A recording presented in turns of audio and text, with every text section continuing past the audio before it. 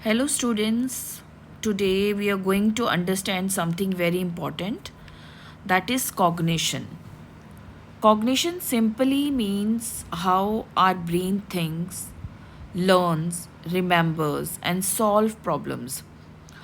Whenever you study, remember something, or even decide what to do, so your cognition is working. So, what is the definition? Cognition involves mental processes that help us think, learn, remember, understand, and solve problems. What is cognition? So, cognition is the way our mind works. It includes the mental processes we use to take in information, understand it, store it, and use it to make decisions. So basically, cognition is the way our mind works. It helps us to take in information, understand it, store it, and use it when needed. For example, when I teach you a topic, you listen, understand, remember it, and write it in exam. That is cognition. Okay. Now let's discuss key areas of cognition. So, thinking, memory, attention, language, problem solving. So, all these are the key areas of cognition. So, thinking means using your mind to understand and make decisions. For example, suppose you have three subjects to study. You think and decide which one to study first. So, this is your thinking, and to make decision. So, which one to study first, right? So thinking is using our mind to understand information, make choices, compare, and decide what to do. Now, what is memory? So memory is our ability to store information and recall it later. So for example, you remember your friend's birthday or what you studied yesterday, right? So this is memory. It is the ability to store information and bring it back when we need it.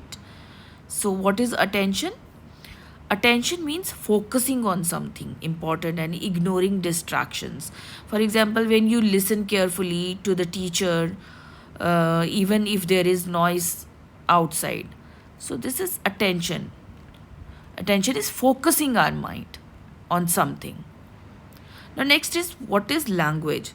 So, language helps us to express our thoughts and understand others. For example, talking to friends, reading books, writing answers. So, all these comes under the language. Now, what is problem solving? So, for example, solving a maths question or finding a way to complete homework on time. So, this is problem comes under problem solving. This is the ability to find solutions to difficult situations. So these are the key areas of cognition. Now let's discuss how cognition works. So you can see there is a receive, process, store, use. This is a procedure. So let's understand this step by step. So what is receive? We get information through our senses, that is receiving information through our senses. Then the received information is processed. We think about it and try to understand it, that is processing. Now it's stored it in our memory. We keep it in our memory for future use. Then we use it to make decisions, solve problems, and act. So in this way the cognition works. Now, for example, in our daily life, remembering what we studied, paying attention in class, understanding a story, talking to our friends, solving a puzzle. So, cognition is happening all the time in our daily life. Now, why is cognition important? So, cognition helps us to learn new things, make decisions, solve problems, communicate better. Without cognition, learning is not possible. So, it makes us independent in daily life. Now, how to improve cognition? Students, You can improve your thinking power by reading regularly, solving puzzles, paying attention in class, making notes or mind maps, eating healthy food, and sleeping well. So, all these ways to improve our cognition. So, in simple words, cognition is like the engine of our brain. It helps us to think, to learn, and to succeed in life. So, good cognition helps us understand the world better and make our life successful and meaningful.